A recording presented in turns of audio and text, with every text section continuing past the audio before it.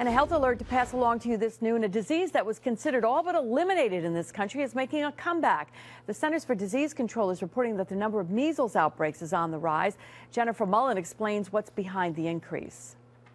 Measles is on the rise. This isn't something unusual. We get waves of measles outbreaks every decade or so. But many people, including new doctors in the United States, have never seen measles run its course, which is why it's important to know what to look for. The problem is not seeing a lot of cases, but recognizing it early. I mean, it's pretty obvious once it's full blown, but the first couple of days of measles, it's like a regular cold.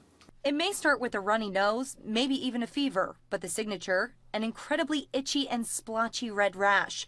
So far this year, the number of confirmed cases in New York, 29, and the total amount of people infected, 129. The Centers for Disease Control and Prevention reports the outbreak has now reached 13 states, and the number of cases has reached the most in the first 4 months of any year since 1996. And yes, there's a doubling of the number of cases of measles, and it looks like that's going to be more significant over the next couple of months. So why the sudden outbreak? Doctors say one reason is traveling abroad, or people coming to the United States from overseas. Another, the growing number of parents refusing to vaccinate their children. The vaccine is very effective because you get the first dose at a year and you get the second dose at 5 years of age.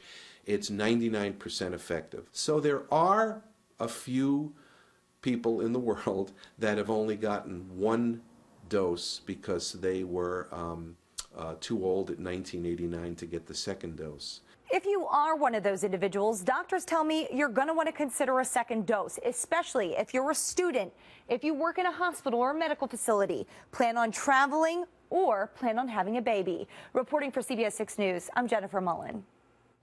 The CDC says many of the reported cases are a result of people visiting the Philippines, which is currently experiencing a very large measles outbreak. And the CDC also says the last time there was a reported death from measles here in this country was in 2005.